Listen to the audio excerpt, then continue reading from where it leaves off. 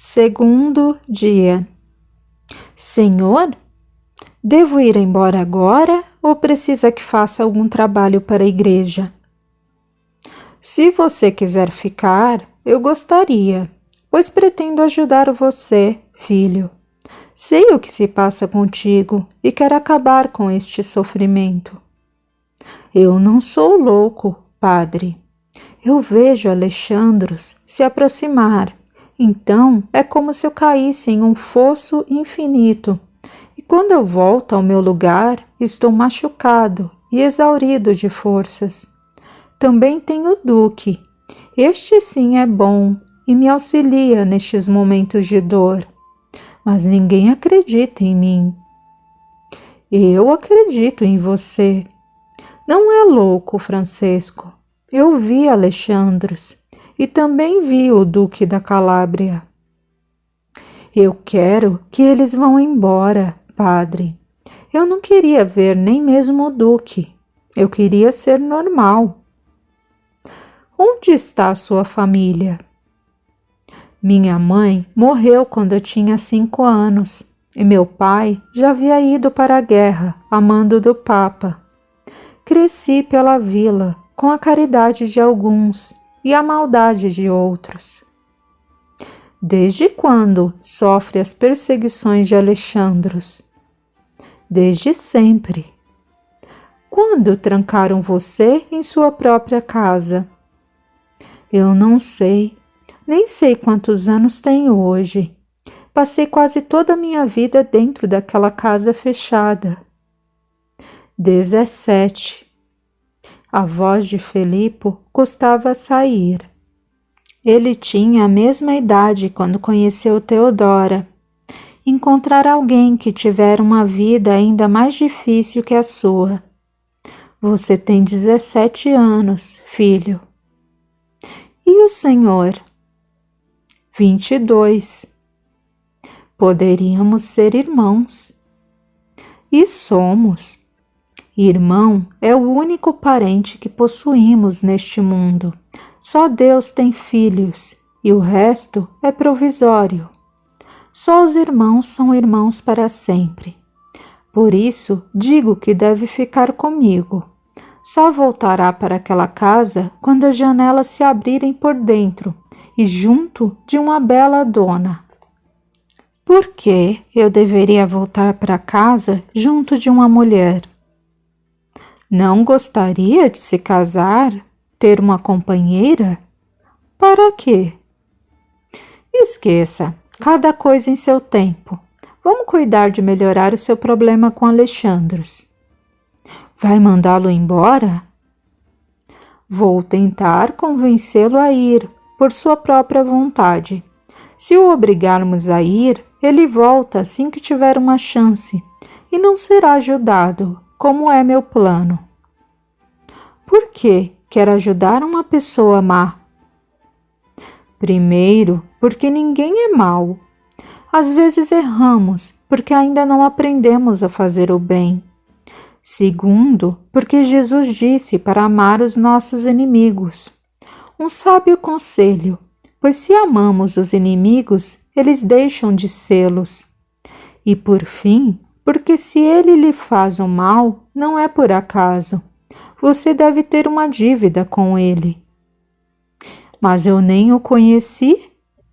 Felipe se lembrou do sonho. Nunca se sabe, Francesco.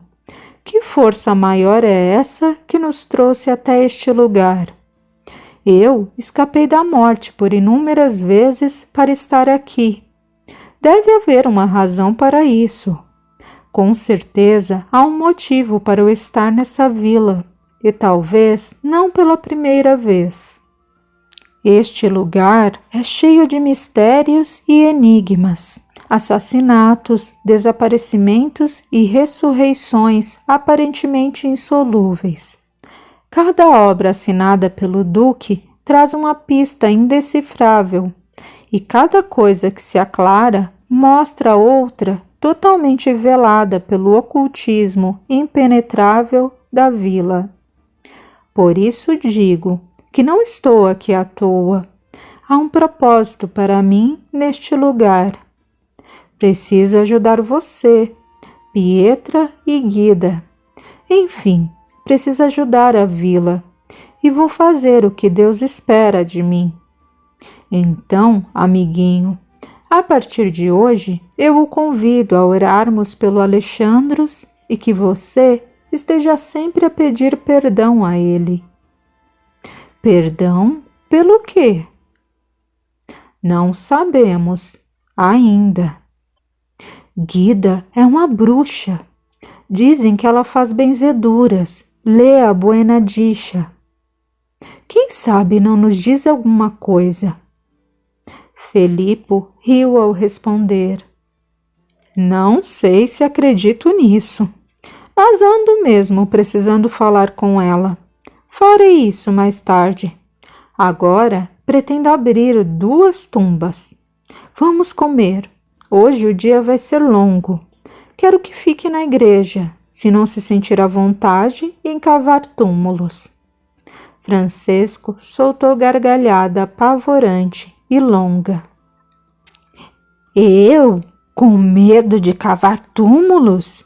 Pois já cavei tantos, e não foi por mera curiosidade, gargalhou novamente. Vá, padreco traidor, e veja com seus próprios olhos se não tenho motivos para me irar contra meus algozes. A justiça pertence a Deus e aos seus ministros na terra, os sacerdotes católicos romanos.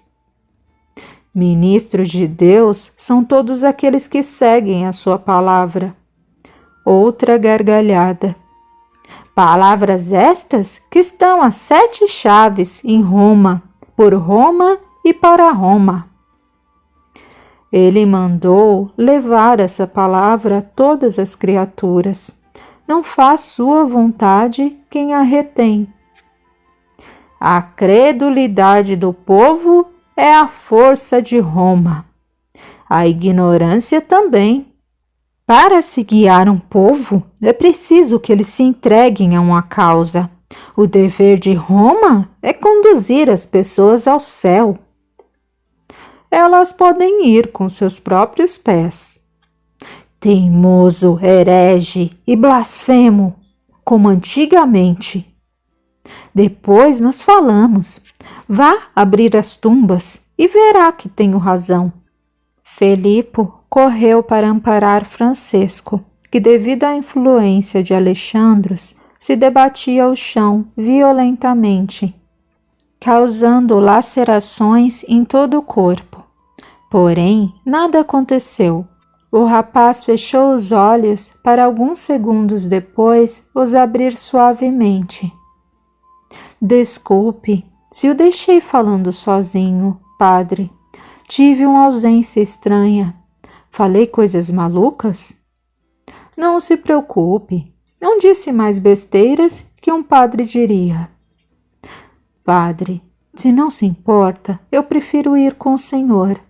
Tenho medo de ficar sozinho. Como quiser. Vamos então ao desjejum e à profanação da sacrossanta tumba dos cavaleiros. E a dos romanos também. Guida deixava sobre a mesa do altar principal um pão ainda quente, quando Felipe apareceu à porta de acesso à nave. Bom dia, padre. Trouxe-lhe um pão fresco. Guilhermo trocou algumas peles por trigo e ovos e dividiu entre nós. Bom dia, Guida. Obrigado pelo pão. Cheira muito bem. Quer tomar o desjejum conosco? Teresa trouxe algumas frutas e chá. Felipo colocou a mão no rosto e tamborilava a testa com anelar, onde estava o anel da caveira. A mulher entendeu o recado. Infelizmente, estou cozendo outros pães. Contudo, espero o senhor para o almoço em minha casa, onde poderemos falar com maior privacidade. Estarei lá. Mas agora não estou mais sozinho. Francesco está morando comigo. Eu o servirei com gosto. Neste caso, até lá. Por favor, diga a Teresa que não se preocupe com meu almoço. A bela dona fez uma afirmativa com a cabeça, e ao se abaixar reverente diante de Felipe, seus cabelos lhe cobriram o rosto. Depois, se virando para sair, deixou um estático sacerdote, que bateu com força na testa em uma tentativa de expulsar dali a lembrança recorrente de Theodora. Voltou-se para o grande crucifixo na parede por trás do altar. Oh, Jesus, ajude-me! Novamente observou a cena da morte de Jesus. Os 3 crucificados, em oposição à pintura do Gólgota, pareciam se fundir em uma só cena. Novamente, como no dia anterior, percebeu que algo na escultura de Jesus estava estranho. O que seria? Mirou a estátua por alguns segundos, que pareceram infinitos, e arregalou os olhos, incrédulo.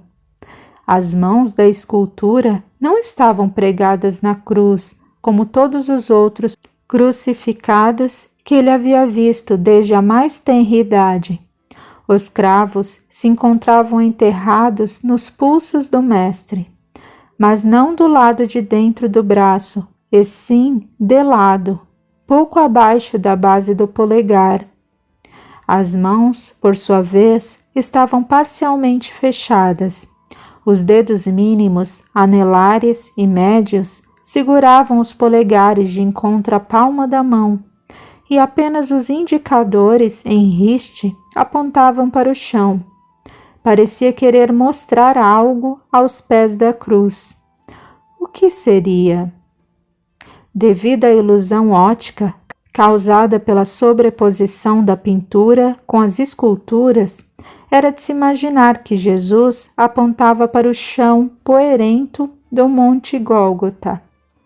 Gólgota, pensou Felipe consigo, enquanto estudava a obra, imaginando qual a mensagem que o duque tentava transmitir.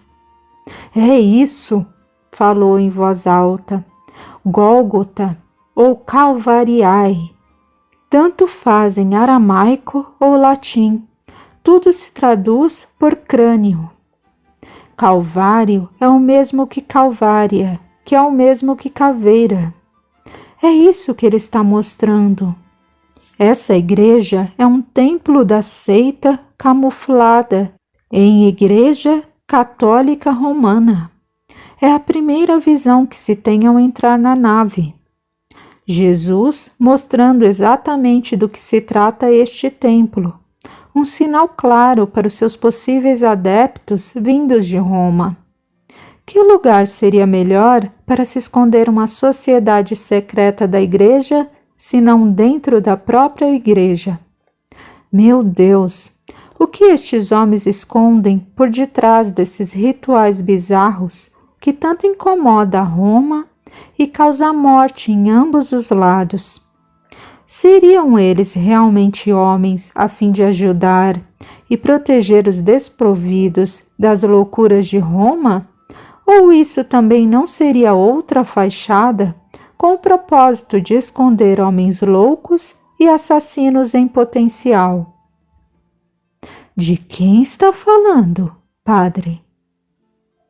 Não se preocupe comigo, Francisco. Eu também falo coisas sem sentido. Vamos comer o pão que Guida nos trouxe e começar o dia. Sentado à mesa, Felipe fez uma rápida oração, como era seu costume antes de qualquer refeição, e serviu chá para os dois. Em seguida, tomou o pão ainda quente e o partiu ao meio. No mesmo momento que sorvia o ar entre os dentes, emitindo o som próprio de quem sente dor, e soltou o ar sobre as pontas dos dedos da destra. O senhor se queimou? Não, Francisco, não toque no pão. O sangue gotejou sobre a mesa, e com a ajuda de outra mão ele tirou um diminuto pedaço de vidro de seu dedo médio e outros 3 de dentro da massa fumegante. Depois levou o pão partido até a janela e deixou que os raios de sol tímidos que despontavam entre nuvens espessas fizessem brilhar outros tantos caquinhos quase invisíveis, porém letais se ingeridos, recheando o pão. Sabendo que os recursos ali eram parcos, imaginou de onde poderiam ter vindo aquele vidro, já que os utensílios domésticos eram basicamente de argila e metal. Correu até o altar principal, levantou a toalha ainda encardida e constatou que as 2 galhetas não estavam mais ali. Foram usadas para fabricar seu pão. Estaria Guida tentando matá-lo? Caso ela fosse membro da seita, como Pietro afirmava, só poderia ter sido o Amando de Brunello, com quem estivera na tarde anterior, e deixar escapar certas descobertas que fizera. Neste caso, então, essa sociedade da caveira deveria ter se desvirtuado dos propósitos do Duque e se tornado realmente do mal. Estaria ele, então, se aliando a um grupo de assassinos? Seriam os caveiras o lado podre da moeda ou o que mais acreditava? Estaria no meio de 2 sociedades perigosas, corruptas e violentas? Com a toalha encardida, enrolou as 2 metades do pão e, deixando Francesco com o desjejum, atravessou a nave com passos largos e decididos. Ao abrir uma folha da porta principal, deu um salto instintivo para trás, devido a um susto que a figura de Dante, parado no último degrau de acesso à porta, lhe causou. Este também se assustou ao ver a cara de poucos amigos do padre. O que faz aqui? Vim para ver como passou a noite. Se o senhor está bem. E por que não deveria estar? Nossa, eu só quis ser prestativo. Mente sempre, Dante. Quando fala a verdade? Quando se pode confiar em você? O senhor está me ofendendo. Não me conhece. Como pode me chamar de mentiroso? Venha aqui. Segurou o homem pelo braço, como se fosse um menino travesso, pego em flagrante em uma traquinagem, arrastando literalmente Dante por meio da nave, parou em frente ao 3º quadro do pentáculo. Como teve coragem de dizer que desde sua infância lembra-se deste quadro com Jesus crucificado usando um elmo romano? Se descobri por fontes seguras que o elmo não foi colocado aí pelo autor, e sim desenhado há pouco tempo de maneira tão grosseira que eu mesmo o removi sem esforços. Silêncio. Quem desenhou o elmo? Silêncio. O que significa Ave Opus Dei Est? Salve a obra de Deus. Não tente ser sarcástico. Se existe uma conspiração contra padres romanos, é melhor que sejam dignos e digam-me que não me querem por perto. Agora eu sei que os fujões, na verdade, foram mortos por vocês. Posso ter mentido quanto ao quadro, mas isso não confere a mim o título de assassino de padres romanos. Por que mentiu? Eu queria parecer inteligente e bem formado para o senhor. Eu não sabia o que o 3º quadro tinha de errado, e o aparecimento do elmo veio resolver essa questão. Se não sabe ler, realmente não poderia perceber a troca das iniciais da placa sobre a cruz. mas ainda assim sua história é muito confusa. Mas é tudo que tenho para falar. Vá para casa, Dante. Eu estava de saída. Desculpe-me. Dante, cabisbaixo, e Felipo, alerta a qualquer barulho, deixaram a igreja. O padre temia que um morador saísse de um dos corredores que se formava entre as casas e o atacasse repentinamente. Ai, meu Deus, agora sei como se sentiam os fujões. Se não foram mortos, fizeram muito bem em ter fugido. Olhou para as 8 casinhas em torno da igreja. Seria a vila um reduto de maníacos homicidas? Seria isso o último atentado de Sérgio contra sua pessoa? Um besouro debatia-se de costas na lama. Pacientemente, Felipe se abaixou e o ajudou a recuperar a posição normal. Quando, enfim, o inseto começou a caminhar, uma vareta de ponta afiada penetrou entre suas asas, deixando o padre com olhos arregalados de indignação. Guilhermo segurava a vareta, com o cascudo a zumbir espetado em sua ponta. Eu não vou perguntar por que fez isso, porque eu tenho medo de sua resposta. Vou-me embora deste lugar cheio de psicopatas malucos. Correu, literalmente, para a casa de Guida. O outro não entendeu a indignação do padre. O que foi, padre? Eu, hein? Padre doido! E chama a gente de maluco! Durante alguns segundos, ele parou na porta de número 6, respirou fundo e bateu.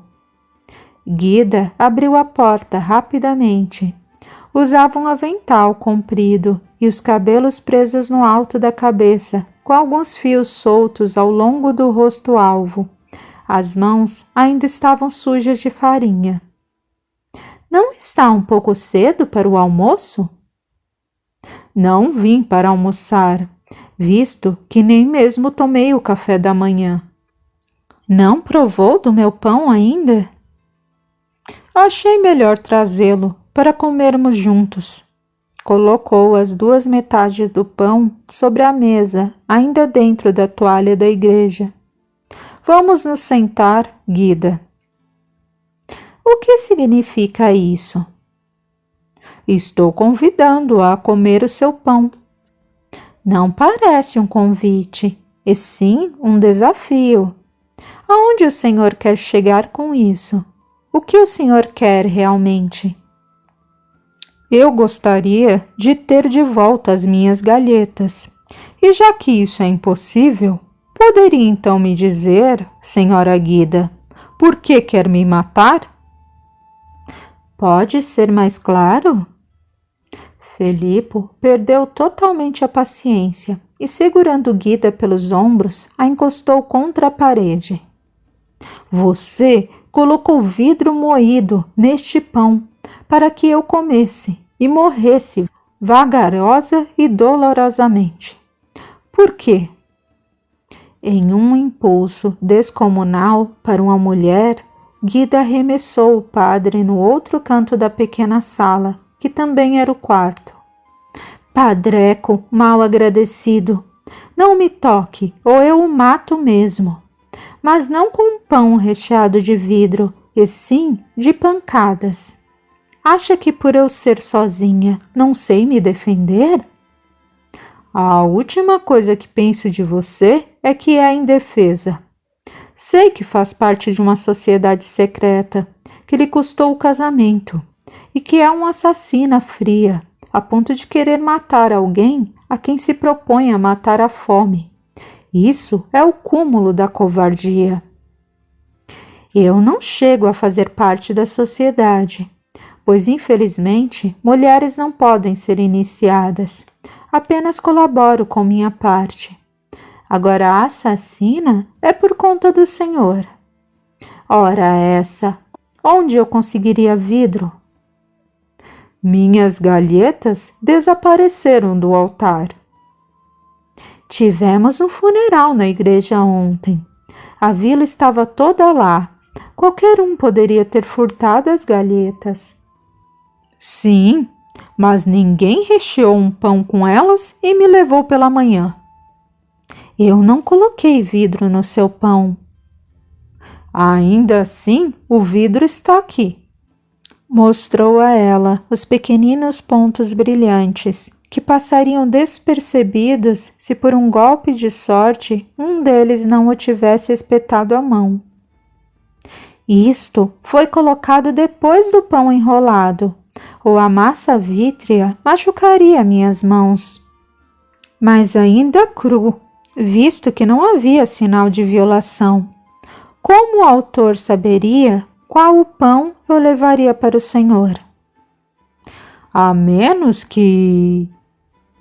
Os dois correram para a cozinha. Cada pão que era partido e colocado contra a janela brilhava com um amontoado de estrelas em um céu lusco-fusco. Todos os pães estavam repletos de vidro. O atentado foi contra mim, padre. Ninguém sabia que eu iria levar-lhe pão. Comeu algum, Guida? Ainda não, graças a Deus. Por que alguém poderia querer você morta? Tem inimigos? Declarados, não, e nem na vila. Minha inimiga é a Igreja de Roma, e mesmo assim, não por decisão minha. Não posso imaginar quem nesta vila poderia querer me matar, e nem por quê. Participou do ritual de ressurreição de Domingo Burnello, que se esconde hoje sob a alcunha de senhor feudal? De onde vieram estas informações? Ontem estive no palacete dele. Um dos motivos de nós, mulheres, não podermos ser iniciadas é exatamente nossa necessidade de falar e deixarmos segredos escaparem. Por isso, nada ouvirá de mim. Os iniciados são muito unidos entre si e para o bem comum, porém, não toleram traição. Guida, conhecendo essa particularidade das mulheres, os homens da caveira jamais lhe diriam o que não pudesse contar. Sua vida corre perigo, igualmente a minha, por ter estado com Domingo Burnello e contigo. Não é hora de omitir informações que poderão nos salvar a vida. Pietro me contou, sob segredo de confissão, o motivo que o fez repudiá-la. Nós dois sabemos que você não o traiu, mas que de alguma forma faz parte da sociedade secreta, que ressuscita seus adeptos como espécie de iniciação. E não pode deixar que ele sofra essa traição que nunca existiu. Afinal, seu marido sonha com sua volta para casa. Eu quase nada sei. Desde criança fui preparada por Mila para este serviço. Existia na época claramente duas ligas, duas facções, os adeptos de Roma e os contra ela. Os caveiras? Pode chamá-los assim, já que as facções se identificavam sob os símbolos de caveiras para eles e cruzes para os romanos. Porém, o nome original era os Cavaleiros de Lázaro. Felipe engasgou com a própria saliva. Onde ouvira aquele nome? Sim, da boca de Sérgio. Fazia muitos anos. Antônio Íbero era o pároco e adepto dessa irmandade, prosseguiu a mulher. A surdina ensinaram-me a ler e a usar o código sagrado da Cavalaria de Lázaro. Estive a vida toda ao lado da facção oposta a Roma. Pouco antes da iniciação de Domingo, Mila me levou para assistir a um ritual em uma igreja idêntica à nossa. Lembro-me perfeitamente da pintura do Calvário na parede por trás do altar. uma bela mulher de cabelos longos e lisos, negros como a noite, presidiu a ressurreição de um jovem guerreiro e encerrou suas atividades passando a mim a responsabilidade de sacerdotisa. Carinhosamente abraçou Mila, que a antecedera, e a mim, que a sucederia. Até hoje faço parte da Irmandade, mas não sei o teor do segredo que guarda. Não participo de seus encontros secretos. Apenas sei que tudo isso tem muito significado. Pode ser visto com a simbologia de renascer, começar novamente uma verdade nova, esquecendo o passado, fazendo uma alusão ao protetor da cavalaria, que, segundo contam, foi tirado do túmulo por Jesus, e ainda as vantagens de ser tido como morto. Não se corre mais risco de morte e perseguições. Dilata-se muito a liberdade de trabalhar sem o olho de Roma, a se tolher qualquer iniciativa para o bem. Enfim, morrer para Roma tem um sentido muito amplo. Segundo Brunello, os Cavaleiros de Lázaro tiveram sua origem no condado portucalense. Quase isso. Foi na época da dominação dos suevos. Conta-se que a sociedade nasceu sob as cinzas de Andeca, o último rei suevo do condado portucalense, morto por Leovigildo, mais ou menos na metade do V século. Narra a lenda que o rei guardava verdadeiro tesouro vindo da Grécia, que teria vindo antes de Alexandria, passando de pai para filho há quase 100 anos. Este tesouro foi entregue a Fernando Ortega de Castelli, um cavaleiro de confiança do rei, já que não lhe sobrara descendentes. Jurando ao seu rei defender o tesouro com a própria vida, este cavaleiro chamou 3 de seus amigos, os mais fiéis, para ajudá-lo a tirar o tesouro de terras portucalenses.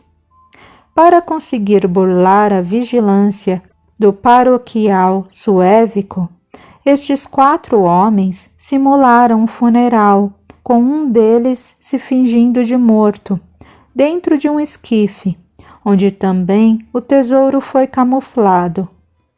Desta forma, deixaram o condado bem debaixo da vigilância de visigodos e romanos, que abriam o esquife e apenas olhavam sem tocar o morto.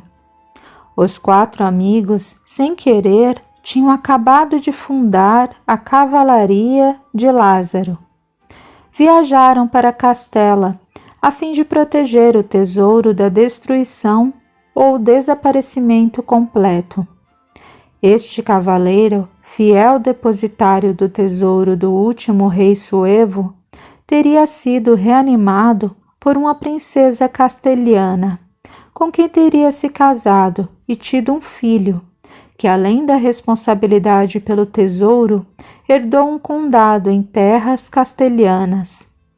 No intuito de juntar poderes e terras, ele, então, segundo guardião do tesouro, casou-se com a filha de um nobre calabrês. Emigrou para a península, trazendo o tesouro para terras italianas, onde se acreditava ainda permanece, até os dias atuais. Guida fez uma pausa e depois continuou, enfática. E digo mais, tenho para mim que o Duque da Calábria é descendente direto de Fernando Ortega de Castelli, o cavaleiro suevo, fundador da Irmandade, que já se estende por muitos reinos, abrange grandes nomes do clero e da nobreza. Reza a lenda que já tiveram papas e antipapas adeptos da sociedade. É, sem dúvida, uma poderosa organização. De que se trata o tesouro? E isso só os iniciados sabem. As mulheres só sabem da parte didática. A história e os propósitos, sabemos que não é qualquer um que pode se iniciar. Deve ser o aspirante, um homem de conduta proba e coração bondoso, desprendimento material e adepto do cristianismo. Porém, deve ter pulso de ferro com qualquer traidor que colocar em risco suas causas contra Roma ou a integridade do tesouro. Disse-me que visitou uma igreja igual a essa, em outro local. Sim, existem outras agremiações da cavalaria. Não disse que a Irmandade já se estende por vários reinos? E sabe onde fica essa igreja? Não me lembro exatamente do caminho e não me informaram o nome do local. Contudo, pode afirmar que outra capela idêntica existe em algum lugar? Até mais que uma. 4 só na Itália. É o que Mila contava. E são sempre nelas que as ressurreições acontecem? Isto depende de onde o iniciado for sepultado. Nem sempre pode ser em uma igreja. Às vezes, em sepulcros semelhantes ao de José de Arimateia. Às vezes, em cemitérios comuns. As circunstâncias das mortes é que dirão: por que você se tornou partidária da sociedade? Fui preparada para isso. Então, não foi por opção? Se eu tivesse de escolher, não seria diferente. Tem noção do tanto que magoou Pietro por isso? Tenho, é uma mágoa do tamanho da sua falta de confiança. Eu dei a ele minha palavra de que nunca o traí, mas ele não acreditou em mim. Mágoas por mágoas, acha que também não tenho as minhas? Já tentou se colocar no lugar dele? Já pediu a ele que fizesse o contrário? Não, pelo simples fato de que não sei exatamente qual é o seu lugar. Pietro jurou que confiaria em mim em qualquer circunstância, que nunca duvidaria da minha lealdade. Lembro-me de dizer-lhe que algum dia ele poderia estar frente a uma evidência de que eu o havia traído, mas se ainda assim ele estaria pronto para acreditar em minha palavra. Ele então jurou que mesmo que tudo apontasse para o contrário, minha palavra seria sua lei, e logo, no primeiro teste que seu amor foi submetido, ele me mandou embora de sua casa, de sua vida, e ainda tenta se matar para se mostrar vítima de minha traição, quando na verdade foi vítima da sua própria covardia. Os olhos claros de Guida se anuviaram, anunciando uma tempestade interior. Estava claro que também sofria a separação do esposo. Todavia, o orgulho de um lado, a falta de perdão do outro e a ausência de diálogo de ambos os mantinha apartados. Já pensou em contar a ele o que aconteceu naquele dia? Eu não sei a que ele teria mais dificuldades em perdoar, uma traição contra ele próprio ou contra a Igreja de Roma. Pietro venera a instituição acima de qualquer coisa ou pessoa. Ele seria um adepto da cruz, como diríamos outrora. Enquanto você, uma adepta da caveira? Bem isso. Acho que o casamento foi um erro. Acho que o erro está na dificuldade de ambos em conviver com as diferenças. Talvez o senhor esteja certo. É realmente triste, Guida, ver duas pessoas sofrerem por pura teimosia. Vocês podem até ter desistido um do outro. Eu, no entanto, não desistirei de vocês dois. A mulher nada respondeu, mas diante da obstinação do sacerdote, uma esperança reacendeu em seu âmago. Filipe percebeu um brilho em seus olhos. Ele concluiu a conversa. Não deixe que ninguém a veja sumir com os pães. É necessário que o autor do crime acredite que você os comeu, ou poderá atentar contra sua vida novamente. Vamos ganhar o maior tempo possível. Esteja em casa. Sim, senhor.